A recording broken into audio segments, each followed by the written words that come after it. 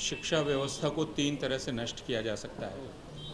एक है कि आप पाठ्यक्रम और पाठ्यचर्या को पूरी तरह से नियंत्रित कर लें और उसको केंद्रीकृत कर लें। आमतौर पर दुनिया भर के जो श्रेष्ठ विश्वविद्यालय हैं उनका नियम यह है कि वहाँ पाठ्यचर्या और पाठ्यक्रम अलग अलग विश्वविद्यालय के अलग अलग विभाग के शिक्षक स्वयं बनाते हैं। लेकिन यदि वह एक जगह से भेजा जा रहा है तो इसका मतलब विश्वविद्यालयों की स्वायत्तता समाप्त हो जाएगी और शिक्षक की स्वायत्तता भी समाप्त हो जाएगी। तो पहली चीज़ तो हम यह देख रहे हैं जिससे विश्वविद्यालयों को काबू किया जा रहा है। दूसरी चीज़ है अध्यापक किस प्रकार आएंगे, शिक्षक किस प्रकार आएंगे, उसको नियंत्रित करना। और अभी हमारा चिंता का विषय जो आज खासकर हम लोग बैठे हुए हैं वह है, अलावा इसके कि ये जो एक मांग पत्र है, नंदिता जी ने बात की और बाकी सारे लोग इस पर बात करेंगे, लेकिन एक अध्यापक के रूप में मेरी चिंता यह है कि यदि विश्वविद्यालयों में अध्यापकों का चुनाव पारदर्शी तरीके से नहीं होगा और योग्यता के आधार पर नहीं होगा तो इसका खमियाजा आने वाली कई पीढ़ियां भुगतेंगी। कम से कम 30 साल 40 साल आज बहाल किए हुए अध्यापक रहने वाले हैं, वे अध्यापक अगले अध्यापकों की बहाली करेंगे तो आज जो उनकी अपनी गुणवत्ता है हम मान सकते हैं कि उससे कम गुणवत्ता वाले लोगों की बहाली वे करेंगे क्योंकि वे स्वयं असुरक्षित होंगे। इसके ब्यौरे बहुत दिए जा चुके हैं, किसी पर निजी टिप्पणी करने की आवश्यकता नहीं है। असल बात प्रक्रिया की है और वह प्रक्रियागत प्रश्न उठाए गए हैं। एक तो यह कि योग्यता का पैमाना क्या है, दूसरे यह कि चयन समितियों को चुनने का पैमाना क्या है, उसमें पारदर्शिता कहाँ है, तीसरे यह कि क्या इंटरव्यू में जो कुछ हो रहा है उसी पर 100% फैसला होगा, 100% फैसला होगा, यह मसला है।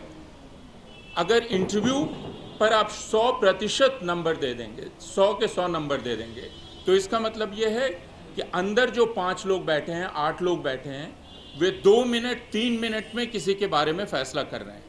कोई व्यक्ति जिसने PhD कर रखी है, जिसके पेपर्स पब्लिश्ड हैं, जो 10 वर्ष से पढ़ा रहा है या पढ़ा रही है, उसके मुकाबले जब आप सिर्फ MA किए हुए व्यक्ति को चुनते हैं जिसका कोई प्रकाशन नहीं है, कुछ नहीं है, तो इसका तर्क प्रस्तुत किया जाना चाहिए, क्यों आप ऐसा कर रहे हैं। जिसको चुना जा रहा है उस पर हम कोई टिप्पणी नहीं कर रहे हैं, लेकिन जो चुन रहा है उसे यह तर्क प्रस्तुत करना पड़ेगा कि ऐसा उसने क्यों किया। दूसरा, एडॉकिज्म को ख़त्म किया जाए, ये बहुत अच्छी बात है, लेकिन जो लोग 10 वर्ष से एक कॉलेज में पढ़ा रहे थे, 10 वर्ष तक अगर वो पढ़ाने के योग्य थे तो अचानक स्थायी नियुक्ति के समय वे अयोग्य कैसे हो गए, यह भी प्रश्न किया जाना चाहिए।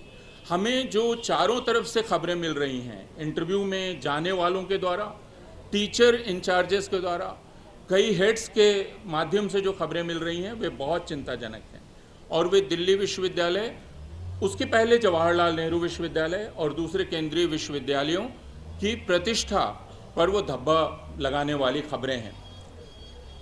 कायदे से विश्वविद्यालय प्रशासन को पारदर्शी तरीके से अपनी बात सामने रखनी चाहिए और हम यही कहने यहाँ आए कि शिक्षक की नियुक्ति दरअसल शिक्षक की भलाई के लिए नहीं की जाती है, शिक्षक की नियुक्ति छात्रों के लिए की जाती है।